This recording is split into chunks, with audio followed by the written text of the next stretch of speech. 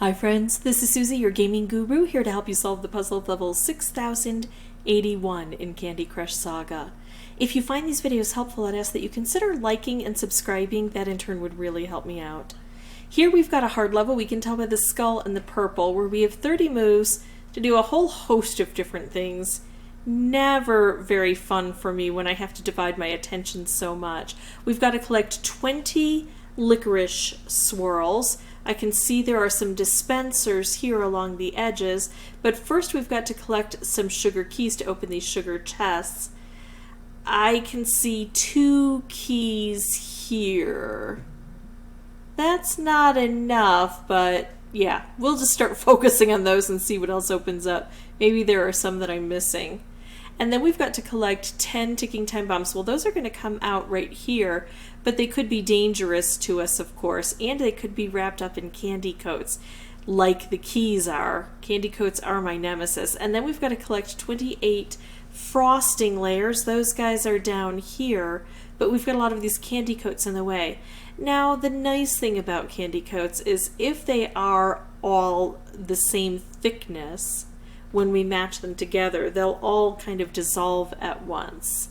So this would work nicely and it would hit some frosting, but I'm going to go with this one because it's also going to make a stripe.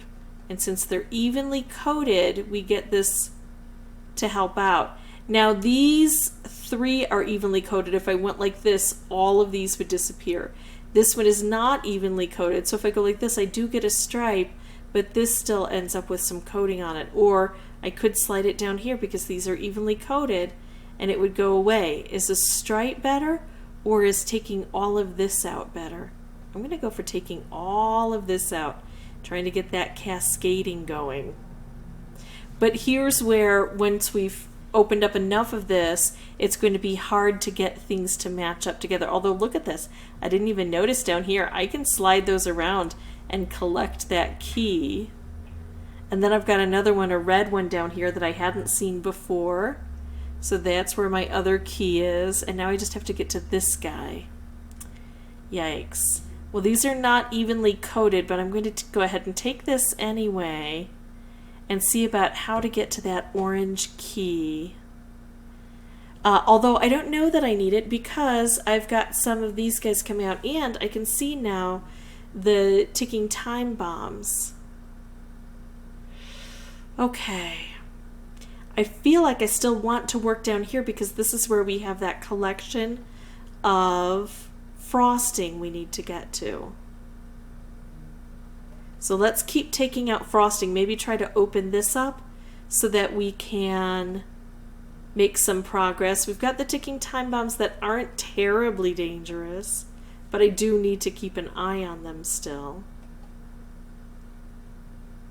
Yep, let's just keep opening things up really low and close to that frosting. All right, let's see. I could do this. It would take out a licorice, and make another stripe. I like that idea.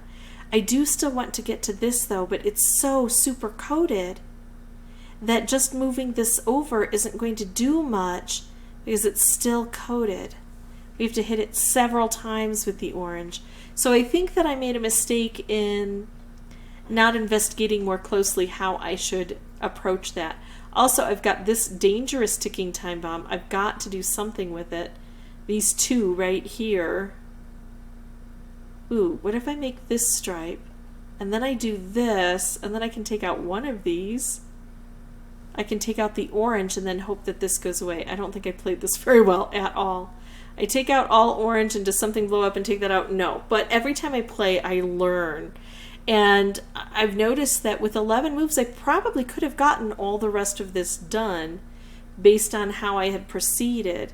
Maybe I don't need that key, because the deal with licorice is for every time I take out a licorice, no new licorice can be produced. But when I leave the licorice alone, we can get some to come out. And it seemed like it was streaming. So I shouldn't have focused so much here. I should have gone back to the ticking time bombs. That's what we do. We play, we observe what our mistakes were, and then hopefully we learn for the next event. I'm going to pause the recording, come back with a new board, approach this slightly differently based on the strategy I just mentioned. I'm going to have the microphone turned off until I have something significant to share.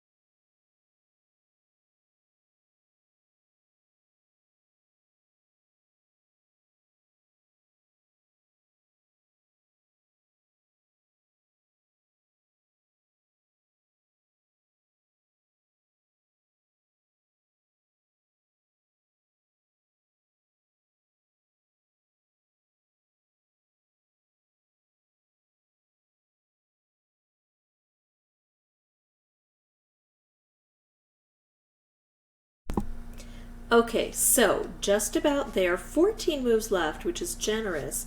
But now I have to protect the licorice that's on the board and bring down more. And thankfully, with a few things, I was able to really collect all of the keys and everything I needed to. So now it's just letting this fall. I've got 5 of these on the board now, so I can start trying to take them out. I could just set this off with something and that would probably work fine.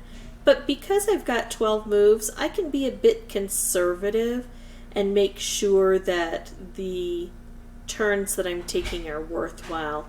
Let's go ahead and take out all orange. I like orange for this. There we go. Got it all done. So that's how I beat this one. Now it did take between 5 and 10 tries because I wasn't really paying attention much while I was playing. Once I started paying attention, things went a little bit better. I thought, no, I'm not focusing on those keys. I have to get down to those keys. And that made all the difference. If you have any questions or comments, please put those below. And as always, thank you so much for watching. Bye-bye.